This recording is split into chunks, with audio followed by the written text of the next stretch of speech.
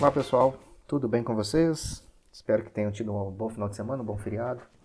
Vamos continuar nossa aula sobre corrosão associada a solicitações mecânicas.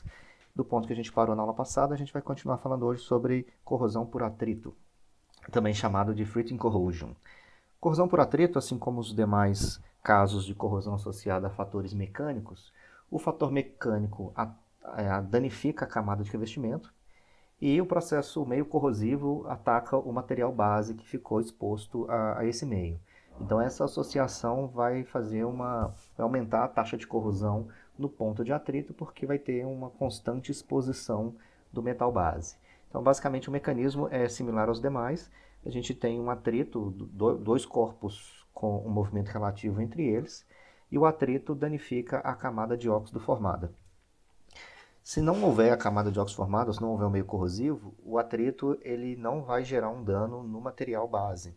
Ele não vai ter ali uma força, uma grandeza suficiente para poder gerar um desgaste por erosão ou por abrasão no metal base. Mas na presença de um meio corrosivo, formando-se uma película de óxido na superfície do metal base, esse atrito vai remover essa camada de óxido e vai deixar o metal base exposto, e o metal base exposto em contato com o meio vai gerar um processo corrosivo acentuado naquele local. Aqui a gente tem duas imagens. Nessa imagem aqui à esquerda é um eixo, o eixo contendo aqui uma região bastante danificada. Vocês podem observar que existem alguns arranhados nessa superfície. Existe uma marca de corrosão bastante intensificada na região central aqui da imagem.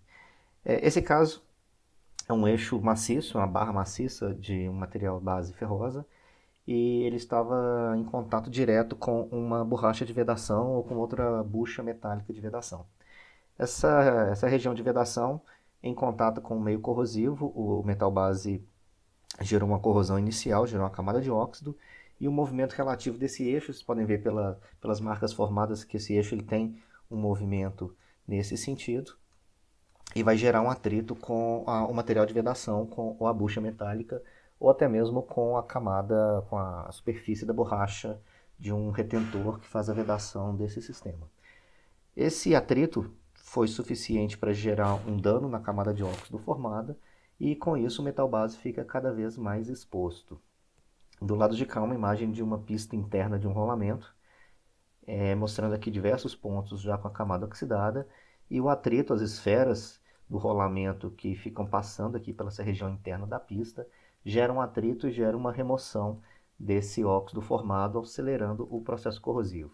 Então é mais uma vez, uma associação de fatores, o meio corrosivo, o metal base e o agente externo aplicando uma força, aplicando ali uma carga sobre a camada de óxido, e essa camada de óxido vem a apresentar danos por efeitos físicos. Bom, esse tipo de corrosão ele é bastante problemático no caso da corrosão por atrito, porque ele gera pontos de concentração de tensão. Isso pode gerar uma fratura por fadiga, não necessariamente a corrosão por fadiga, mas uma fratura por fadiga, a partir de um ponto de nucleação de tensão. Isso também pode gerar danos localizados na camada de revestimento, formando pits. Então, são duas consequências da corrosão por atrito. A corrosão em si, por atrito, ela tem um baixo dano no material. Apesar dela deixar o metal base exposto, ele não vai gerar uma taxa de corrosão muito acentuada na corrosão por atrito, mas ela pode ser a porta de entrada para outros fatores, como a fadiga e o pitch.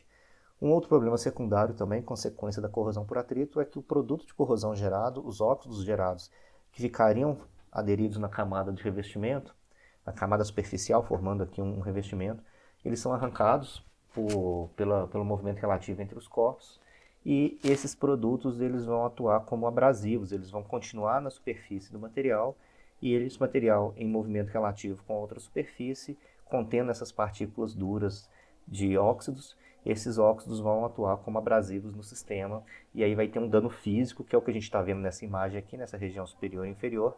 São danos físicos causados por atrito do particulato que foi solto aqui, que ficou no meio, e acabou gerando um sistema abrasivo, e aí sim o dano é bastante considerado.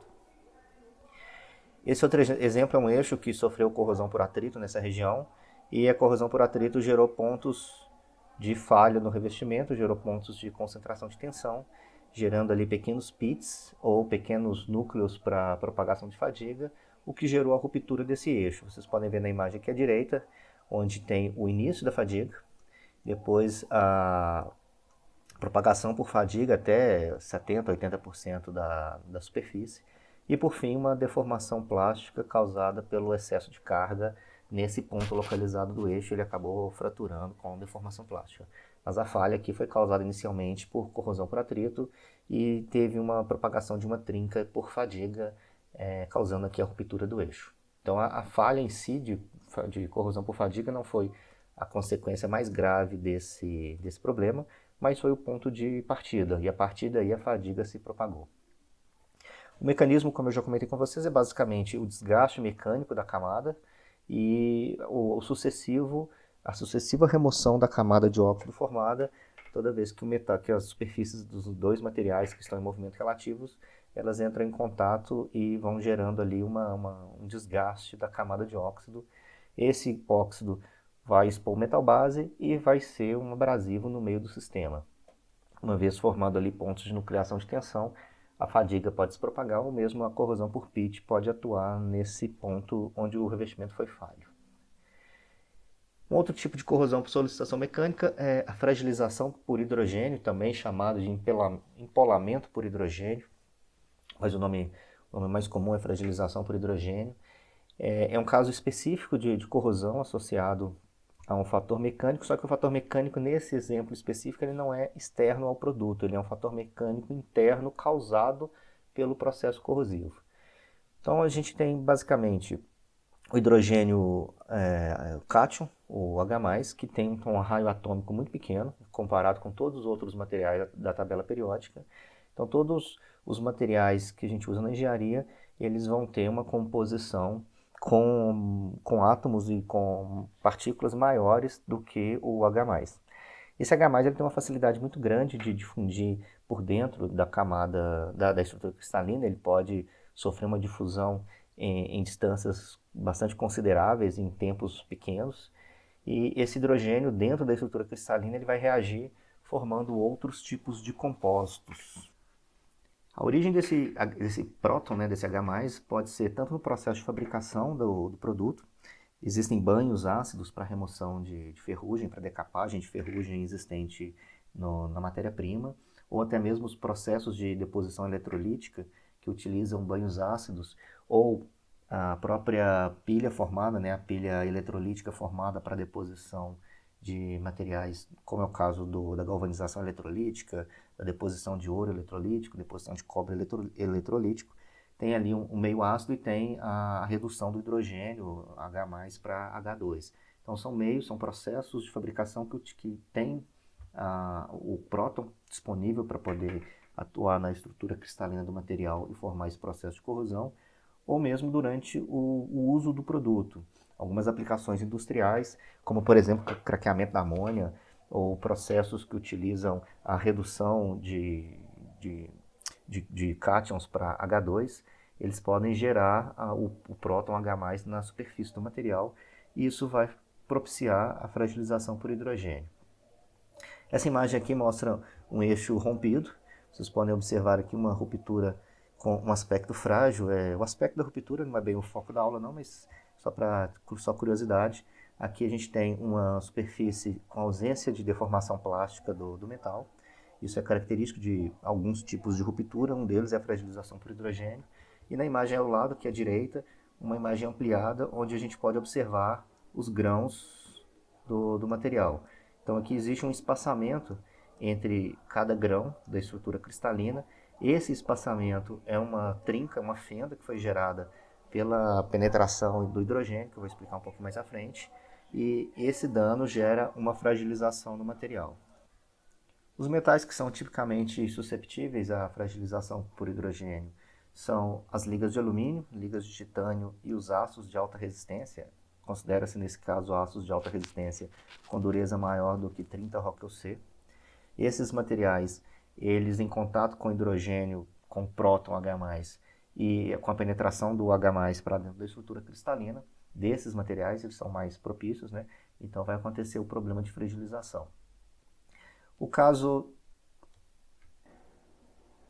O caso mostrado aqui na imagem é um tubo de aço com fraturas. Vocês podem observar aqui que existem trincas, fendas. Parece que o material ele teve uma pressão de dentro para fora, tentando ali aumentar, tentando romper o diâmetro do tubo. Vocês podem observar diversas trincas causadas por esse processo de fragilização por hidrogênio. Aqui alguns exemplos de fontes que geram cátions nos processos produtivos e na utilização do material. Então, como eu já tinha comentado com vocês, a deposição eletrolítica, onde a gente trabalha com soluções ácidas e o H+ está constantemente envolvido nas reações de oxirredução.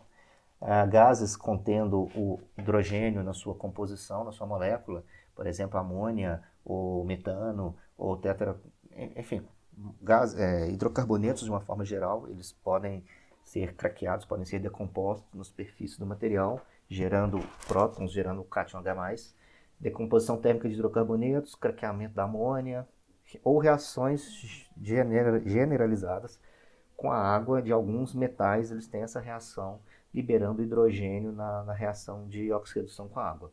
Aqui eu trago uma tabela que eu já mostrei para vocês em aulas anteriores, aquelas tabelas práticas lá no início da disciplina. A gente tem alguns elementos que reagem com o meio, liberando o hidrogênio. No caso aqui, os elementos de 1 a 5, que vão gerar diretamente com a água a liberação da H+. Aqui indo até 12 também, com água quente, são materiais que podem reagir com o vapor d'água e liberar o H2. Esse H2 ele é formado pela redução do H+, que está presente na solução, ou da água, ou na solução corrosiva, liberando aqui uma reação de oxirredução, liberando o H2 molecular. Nesse processo, a redução ela se dá na superfície do material metálico, então existe uma concentração de H+ na superfície para depois esse H+ se tornar H2. Só essa presença de H+, uma parte desse H+ presente na superfície, vai difundir para dentro da estrutura cristalina do material. Essa imagem ilustra esse processo. Então, aqui a gente está ilustrando um metal imerso numa solução eletrolítica, formando aqui a dupla camada elétrica, como eu já expliquei para vocês, a dupla camada de Helmholtz. A gente tem o primeiro e o segundo plano. A molécula de água, as espécies catiônicas, as espécies aniônicas, elas vão se orientar na superfície do cátodo, por influência da carga elétrica que o cátodo traz aqui na sua reação de oxidação. Aqui a representação da molécula de hidrogênio. A molécula de hidrogênio ela é neutra, mas existem aqui atrações fracas que podem segurar essa molécula na superfície do material metálico. Existem regiões da molécula que são atraídas por cargas negativas, e além do próprio cátion H+, né, além do próprio próton, que se for uma solução ácida vai existir o H+ estável na solução, ele também vai se orientar na superfície, e o próton aqui ele vai penetrar com muita facilidade, difundindo para dentro da estrutura cristalina dos materiais. Uma vez dentro da estrutura cristalina, esse H+ ele pode se acumular dentro de defeitos, dentro de poros, dentro de frestas no contorno de grão, por exemplo, reagir com outros materiais. No caso aqui, um exemplo, a reação com o carbono, presente na cementita. O H+ reagindo com esse carbono vai formar metano, então é um próton que tem uma estrutura muito pequenininha, tem um raio atômico muito pequenininho, reagindo, formando uma molécula gigantesca de metano. Isso vai aumentar a pressão interna dentro da estrutura. Essa pressão interna, que é o fator mecânico que eu comentei com vocês, que é inerente ao processo, não é um fator mecânico externo, ele vai gerar uma pressão interna dentro da estrutura cristalina, capaz de causar alguns danos. Esses danos eles podem ser reversíveis ou irreversíveis. Se o material for mais dúctil, for um material de menor resistência mecânica, ele pode sofrer deformações internas e depois, com o tempo, esse metano ele pode difundir também, sair da estrutura e aliviando a tensão sem gerar danos na estrutura do material. O processo irreversível é quando o material não suporta essa pressão e causa trincas, como eu mostrei para vocês nas imagens anteriores. A gente tem aqui como eu mostrei para vocês nessas imagens, a gente tem aqui algumas fendas, algumas trincas que foram geradas. Vamos dizer assim, esse descolamento existente entre os grãos foi causado por uma pressão interna pela formação de amônia, pela formação de metano, desculpa, dentro da estrutura de um aço. Isso é um processo irreversível, uma vez que a pressão, que a estrutura tem uma dureza alta e não consegue suportar a pressão interna, não consegue se deformar plasticamente para suportar essa pressão interna, ela gera essas trincas e esse material ele fica fragilizado a partir do momento que ele é exposto a algum nível de esforço mecânico externo, esse material vai partir com uma resistência de tensão muito baixa, ele vai romper frágil, bem abaixo do limite de escoamento, bem abaixo da tensão de falha típica do material, porque ele já vai ter ali uma grande quantidade de trincas geradas pela fragilização, pela formação do metano dentro da estrutura. Então a gente tem esses dois processos, reversíveis e irreversíveis. O mecanismo de formação do H+, e de formação do metano é basicamente o mesmo. Eu estou usando o metano como exemplo porque é um caso bastante conhecido na literatura para aços de alta resistência. Mas poderia ser em outros materiais também, formando metano, destruindo a camada, como é o caso do titânio, como é o caso do alumínio. Destruindo a camada não, destruindo a estrutura cristalina, causando trincas. Já o processo reversível, esse metano ele é aprisionado dentro da estrutura do material e com o passar do tempo, com algumas etapas adicionais de processamento, como manter em temperatura elevada por algumas horas para aumentar a difusão e permitir que esse metano saia da estrutura, ele não vai deixar rastros da sua presença, porque não gerou trincas, então a gente considera isso que é um processo irreversível. Essa imagem mostra um caso, uma tubulação contendo H2S e umidade dentro da sua estrutura. Isso é muito comum acontecer em tubulação que transporta dejetos industriais ou esgoto. A presença de H2S na superfície interna do tubo gera a possibilidade de o H+ penetrar na estrutura do material, um aço de alta resistência ou uma liga de alumínio, uma liga de titânio. A gente vai ter aqui um aumento da pressão interna, a estrutura se rompe, formando aqui bolhas, e esse efeito aqui de formar uma calota, que é chamado de empolamento pelo hidrogênio, né, que deu esse nome de empolamento pelo hidrogênio, isso vai acontecer em alguns casos, isso é bastante típico desse processo corrosivo. É um processo corrosivo aparentemente diferente dos demais, né? Ele não tem assim, um produto de corrosão, de oxirredução típico, mas a gente tem a reação química do H+, com parte da estrutura do material, no caso a cementita, o carbono existente na cementita, formando ali uma perda de propriedade. Então ele não deixa de ser um processo corrosivo, mas é um processo corrosivo um pouquinho diferente do que a gente está acostumado a estudar. Outras imagens mostrando o defeito causado, então aqui a gente tem trincas na estrutura de um aço, aqui um parafuso onde houve uma corrosão inicial e a partir daqui o material ele rompeu frágil, a gente tem aqui pistas de que ele rompeu frágil, é um parafuso de aço temperado e revenido, todos eles aqui sendo identificados na origem como corrosão por hidrogênio. A proteção contra a corrosão por hidrogênio é basicamente não deixar o hidrogênio penetrar no metal, então é evitar o processamento de materiais que são susceptíveis à corrosão por hidrogênio, à fragilização por hidrogênio, é evitar que esses materiais tenham contato com cátion H+. Então, no processo de fabricação, que utiliza, por exemplo, a galvanização eletrolítica, para aço de alta resistência é proibido utilizar o processo eletrolítico de galvanização. A gente utiliza o processo de recobrimento por imersão a quente, conhecido no mercado, aí, no meio industrial, por galvanização a fogo ou galvanização a quente. O zinco derretido, ele é projetado, na verdade a peça ela é submetida, imersa dentro de um tanque contendo zinco derretido, e isso impede a possibilidade, né, reduz a possibilidade do material sofrer um processo de fragilização por hidrogênio. No caso de processos reversíveis, de materiais que suportam bem essa pressão e que depois essa tensão é aliviada, a gente recomenda, a gente utiliza o processo de desidrogenação, onde o material é colocado numa temperatura alta por um certo tempo, por algumas horas.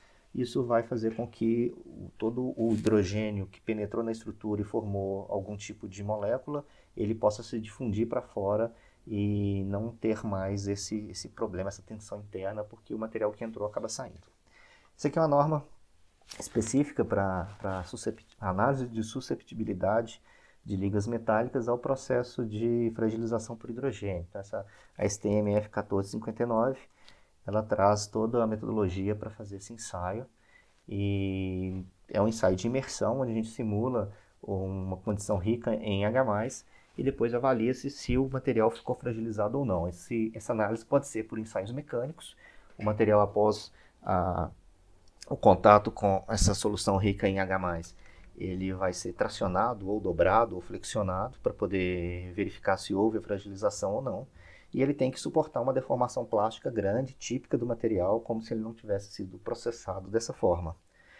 E no processo industrial, algumas vezes a gente usa uma peça cobaia, uma peça que tem uma facilidade maior de sofrer o processo de fragilização, para verificar se o processo está com condições, com fatores propícios a isso acontecer.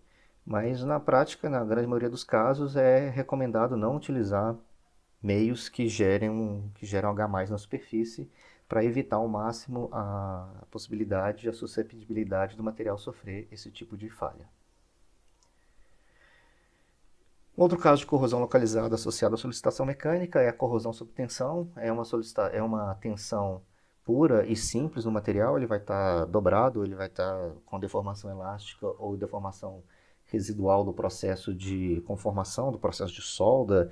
Vai ser um material que vai estar submetido a uma carga constante. Isso gera em algumas ligas, em alguns meios, um processo corrosivo típico, como mostrado aqui nessas duas imagens, que é chamado simplesmente de corrosão sob tensão. É uma tensão que vai se propagar no material, vai propagar uma trinca no material causado pelo processo corrosivo. Em outras palavras, é como se a tensão direcionasse a corrosão. Ela não atua na superfície, mas ela vai atuar naquela região onde a tensão se concentrou. Essas duas imagens mostram ligas metálicas que estavam submetidas a tensões. Então aqui a gente tem uma incisão, essa peça ela estava presa dentro de outra peça, gerando aqui uma deformação elástica para manter a adesão entre essas duas peças. Isso aqui é um tubo que foi processado a partir de uma chapa dobrada. Existe uma tensão residual nesse tubo, uma tensão residual de tração. A gente pode perceber que existe uma tensão de tração nesse sentido. E aqui tem a formação de um plano que fica mais tensionado. Se a gente olhasse esse tubo em perfil, ele estaria com esse formato aqui, uma tensão interna, provavelmente por pressão, gera tração na parede, e aqui a gente tem o sentido de propagação da trinca para tentar aliviar essa pressão, aliviar essa tensão na parede. Esse tipo de falha, esse tipo de corrosão, ela é caracterizada por duas formas de propagação intergranular, é entre os grãos, e a propagação intragranular, que é cortando o grão ao meio. Esses dois tipos de propagação da trinca é característico do material e do meio. Então alguns materiais são mais susceptíveis à corrosão intergranular, alguns materiais mais susceptíveis à corrosão intragranular. A forma com que isso se propaga, ela é típica do material e do meio, mas a propagação em si se dá por uma tensão aplicada no material, e o meio corrosivo vai atuar exatamente aquela região tensionada. Então a tensão ela direciona a propagação da corrosão. A corrosão vai se propagar como se fosse uma frente de uma trinca, de uma fratura puramente falando, né? Uma fratura pura. Se a gente pensar um exemplo aqui, vou colocar aqui uma estrutura tracionada. Se a gente fizer aqui uma avaliação desse perfil, existem átomos nessa superfície com a ligação química mais tensionada em alguns pontos. Se não tiver um meio corrosivo, esse material vai permanecer com essa deformação elástica sem propagar trinca. Se aumentar muita tensão, vai ter uma trinca aqui por excesso de tensão. Mas se não tiver trinca, se não tiver a tensão suficiente para gerar essa trinca, mas tiver o meio corrosivo ele vai atuar preferencialmente nas ligações químicas nos átomos que estão mais tensionados. Então ele vai vir aqui e vai oxidar preferencialmente esses dois átomos vão para a solução, e aqui vai começar a formar uma pequena cavidade, como se fosse um pitch.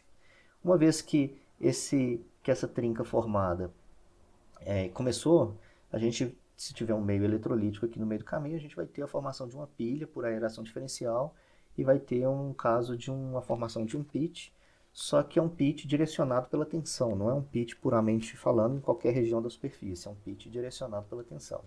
Ou mesmo o material tracionado que contém um revestimento, Esse revestimento geralmente frágil é um revestimento, o próprio óxido pode ser o revestimento do material.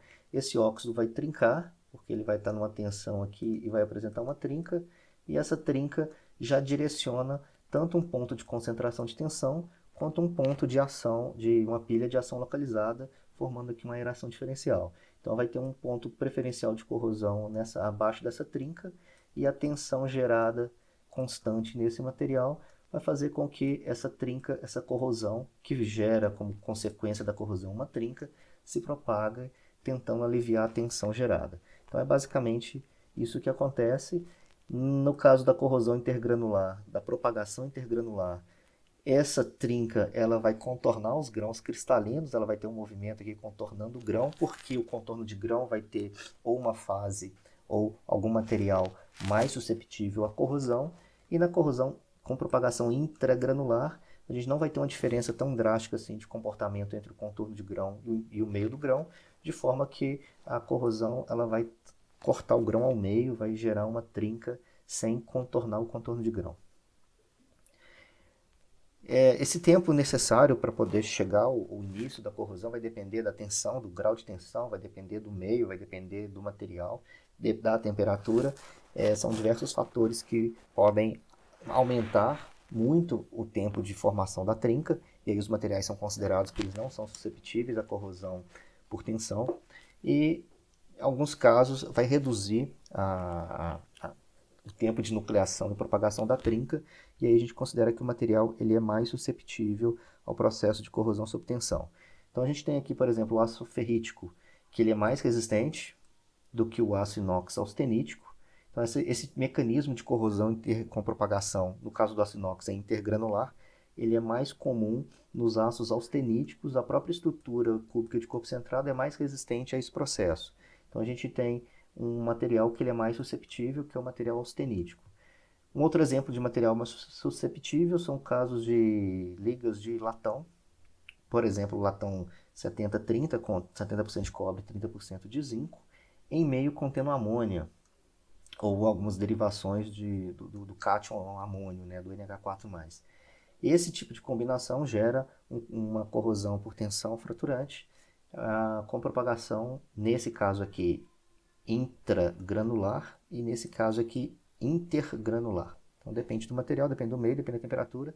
O aumento da temperatura aumenta a taxa de corrosão, o aumento da tensão aumenta a tensão específica naquele ponto que concentra a tensão, deixando ele mais propício ao processo corrosivo.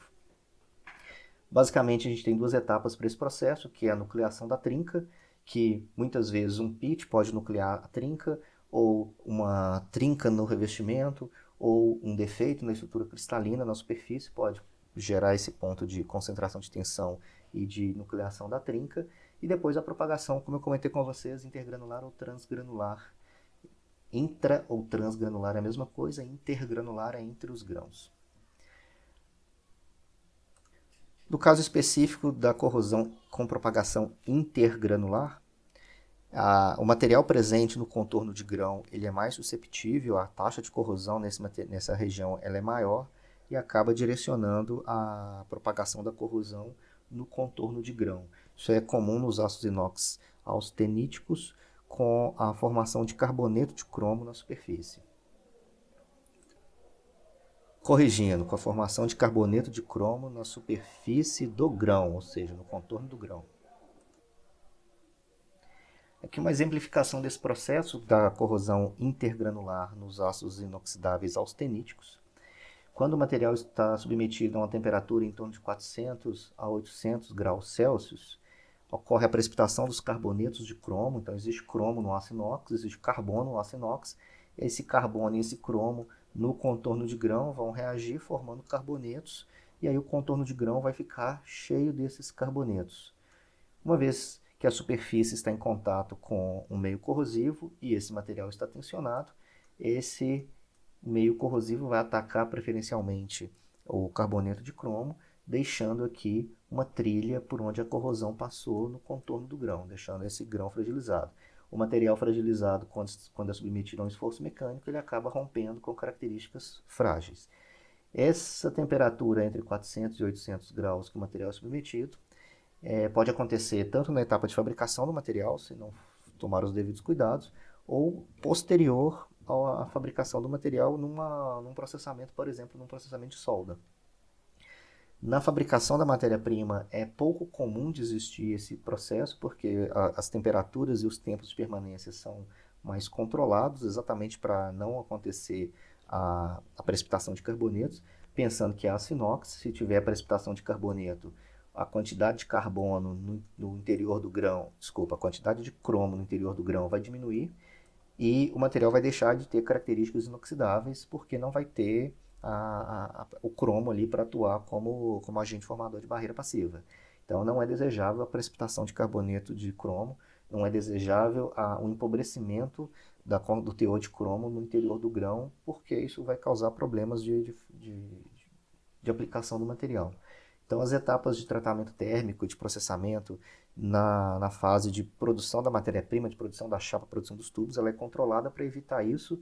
Esse material, quando ele fica submetido a esse tipo de problema de aquecimento localizado, ele é então posteriormente submetido a um processo de recozimento para gerar uma ressolubilização de todos os carbonetos formados e depois um resfriamento rápido para não ter novamente a precipitação desses carbonetos. Mas num processo de soldagem, essa temperatura não é muito controlada e esse tempo que o material fica nessa temperatura pode ser prejudicial para gerar essa formação de carbonetos, gerando um processo de corrosão sob tensão com propagação intergranular. Aqui uma micrografia obtida de um material que sofreu esse processo. Vocês podem observar que a superfície tem um pouco de característica de corrosão, né? Os grãos aqui eles estão de certa forma atacados, mas o principal fator aqui é a presença dessa grande trinca. Existem trincas secundárias em menor escala, mas essa trinca aqui ela foi contornando o contorno de grão. Vocês podem observar que existe até um espaçamento maior entre os grãos, porque aqui o meio corrosivo foi penetrando e foi gerando aqui uma oxidação preferencial direcionada pela tensão, né? Então essa região fica tensionada, o meio corrosivo entra e ataca maior essa região. Uma região rica aqui em carbonetos, e isso propiciou uma propagação intergranular. Aqui uma outra imagem também mostrando trincas geradas pela corrosão intergranular. Isso aqui é uma imagem de uma região soldada, tem aqui a zona bruta de fusão, tem a interface. Essa aqui é uma região vizinha à região de solda, onde ela sofreu um aquecimento e permaneceu nessa região, nessa temperatura em torno de 400 a 800 graus com resfriamento lento, o que gerou condições favoráveis para a precipitação de carbonetos na superfície do grão e posterior uma propagação intergranular. Isso gera uma fragilização no material. Quando ele for submetido a algum esforço mecânico, ele quebra com características frágeis. Essa imagem mostra aqui uma seção de uma região soldada com contorno com cordão de solda sendo aplicado aqui, e as regiões vicinais, aqui o contorno, a zona bruta de fusão, elas vão ter uma região onde a temperatura vai atingir esses valores em torno aí de 800 graus Celsius, que vai propiciar a precipitação de carbonetos. A forma da gente de diminuir os impactos os impactos negativos gerados por esse processo corrosivo é, quando possível, realizar um recozimento para ressolubilizar todos os carbonetos precipitados. Isso é comum e possível de acontecer numa planta industrial, lá na etapa de fabricação da matéria-prima, mas depois que o produto está praticamente pronto e vai para uma etapa de soldagem, é muito complicado fazer recozimento, principalmente em peças grandes. Para esse caso, a gente usa aços com elementos de liga específicos, como é o caso do titânio, tântalo ou nióbio, que esses elementos de liga eles vão reagir preferencialmente com carbono, formando carboneto de titânio, carboneto de tântalo, carboneto de nióbio, que são carbonetos altamente estáveis do ponto de vista químico. Eles têm uma baixa tendência a corroer, a gerar um processo corrosivo. E também de quebra, por exemplo, o caso do carboneto de titânio, ele é um material que tem uma elevada resistência à temperatura, uma vez que ele é formado. É possível usar também elementos intersticiais como molibdênio, que vão diminuir o impacto gerado pela difusão, né? Ele vai tentar travar a difusão, tentar travar a saída do cromo e a saída do carbono para a região intersticial. O carbono é difícil porque ele é menorzinho, né? Mas a questão do cromo, o cromo fica mais estabilizado na estrutura e tende a migrar pouco para o contorno de grão. Uma outra alternativa também bastante interessante, bastante utilizada, é usar aços com teor de carbono bem abaixo, como é o caso aqui de 002 e 003.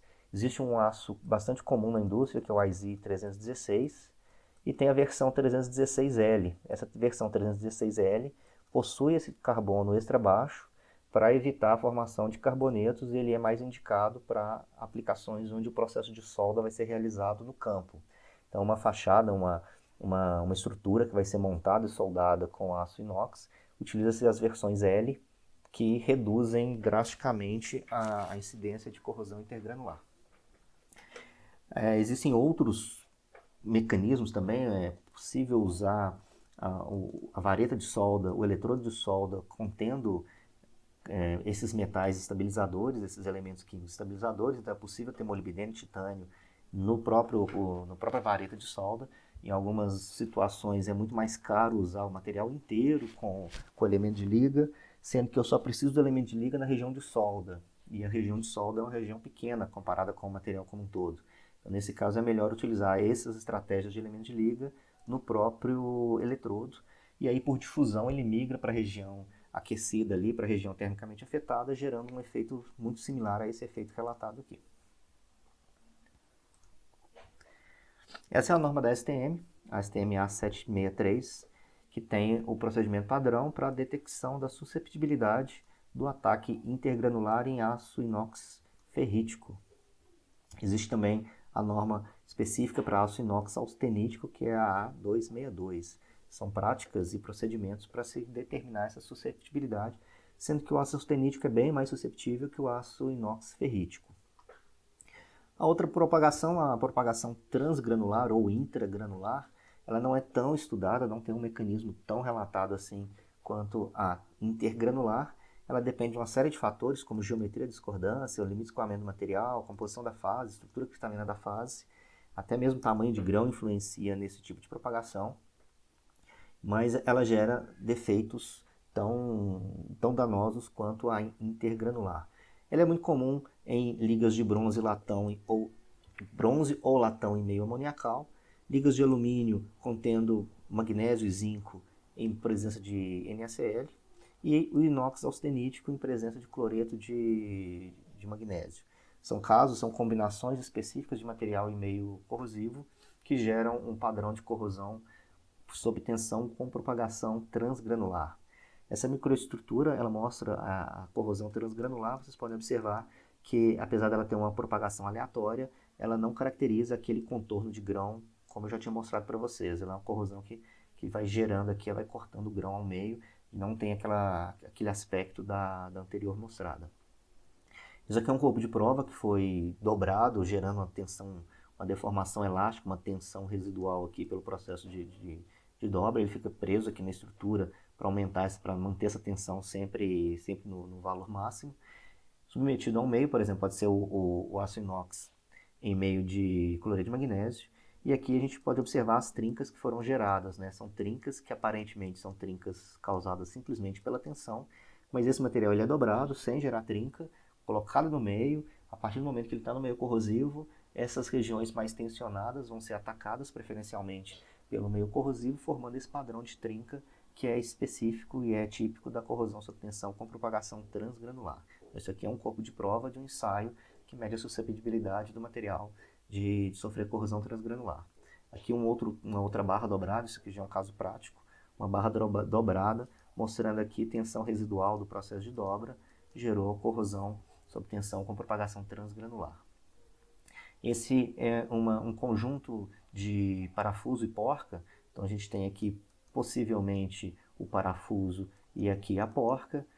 O processo de aperto, né, do parafuso da porca gera uma tensão, então essas duas superfícies aqui elas entram em contato, uma fica empurrando para cima, a outra para baixo, gera aqui um padrão de tensão, onde a trinca se propagou aqui a um nível de quase 45 graus, que é bastante típico desse tipo de junção. Se vocês olharem bem, a superfície do parafuso com a superfície da porca, ela gera um padrão de tensão nessa direção aqui.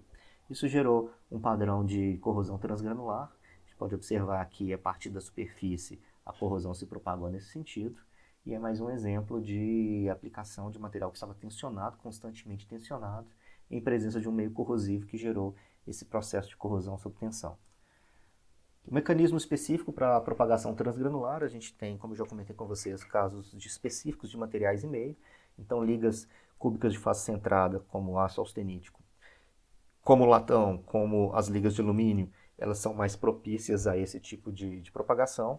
A gente tem um início na superfície por dano no filme, assim como na intergranular, a transgranular, ela inicia na superfície por algum defeito, por algum início, que pode ser um pitch, que pode ser uma trinca no filme, que pode ser um defeito na superfície do material. Os ambientes clorados, que são tipicamente danosos para superfícies com filme passivo, vão gerar um ataque mais acentuado nesse material. E a formação de regiões anódicas no interior da trinca vai propiciar a formação de uma pilha, como é o caso do pitch, só que essa trinca, né, a formação da trinca e a propagação da trinca, ela é orientada pela tensão. Então a gente não tem uma formação de um pitch em qualquer região, não tem a formação de uma trinca em qualquer região, mas sim nas regiões mais tensionadas. E a trinca ela vai se propagando, aliviando a tensão, então a corrosão ela se propaga sempre, no caso aqui, né, 90 graus, como eu estou desenhando, porque a tensão nesse caso aqui é uma tensão, uma flecha de flexão. Isso gera um alívio de tensão quando essa trinca se propaga a 90 graus aqui com o desenho que eu fiz. Então aqui a gente vai ter a ação do meio. Se eu não tiver o meio corrosivo, essa trinca não vai se propagar, mas na presença do meio corrosivo, na presença de defeitos e zonas de concentração de tensão, o meio corrosivo vai atuar mais acentuadamente nessa superfície tensionada, gerando uma trinca. E susceptíveis formação e dano no filme também estão associados a esse mecanismo. Assim como no pitch, o filme se forma, depois o cloreto ataca o filme, depois ele se forma de novo, depois o cloreto ataca o filme. Então é mais um caso, mais um exemplo de corrosão sob tensão com propagação transgranular. A prevenção para esse tipo de situação é trabalhar na tensão, se possível, reduzir a tensão vai reduzir o estresse gerado na superfície e, consequentemente, reduzir a tendência de corrosão sob tensão. É possível gerar recozimento para alívio de tensões, isso aqui reduz a tensão, então é praticamente a mesma coisa, só que aqui um efeito no projeto, aqui um efeito no próprio material. Utilizar trabalho a quente, produtos processados com laminação a quente, com forjamento, eles têm uma tendência a ter uma tensão residual maior, então tomar bastante cuidado com esse tipo de situação. Além do mais, o processamento do material em temperaturas maiores, ele pode aliviar a tensão residual de deformação elástica, deformação plástica previamente feita no trabalho a frio, né? A gente já sabe que trabalhar frio gera encurramento, trabalhar quente não gera encurramento, então materiais processados a quente são menos susceptíveis a tensões residuais. Em alguns casos, a temperatura pode também gerar a ressolubilização de precipitados e deixar o material mais estável. E por fim, tentar trabalhar na agressividade do meio, reduzir o pH, ou não é reduzir o pH, né? Tornar o pH mais neutro e trabalhar na redução de contaminantes, como é o caso do cloreto, que é danoso para a superfície. São algumas formas de se trabalhar na prevenção. E o mais utilizado, o mais recomendado, é utilizar materiais que não são susceptíveis, né? A combinação material e meio não é susceptível a uma corrosão por tensão com propagação transgranular. Eu já mostrei para vocês alguns materiais que são mais susceptíveis e, no caso, a gente pode utilizar, em vez de utilizar o aço austenítico, que é mais susceptível, usar o ferrítico, que é menos susceptível. Em vez de usar o latão em presença de meio amoniacal, usar aço inox em presença de meio amoniacal. São situações de projeto onde o material ele vai se tornar mais resistente a esse processamento, a esse meio. Por fim, a STMG 36 tem aqui todo o procedimento experimental para avaliar a susceptibilidade de metais e de ligas metálicas a esse processo de corrosão sob tensão fraturante. Essa norma aqui vai trazer todo o procedimento para fazer esse tipo de avaliação.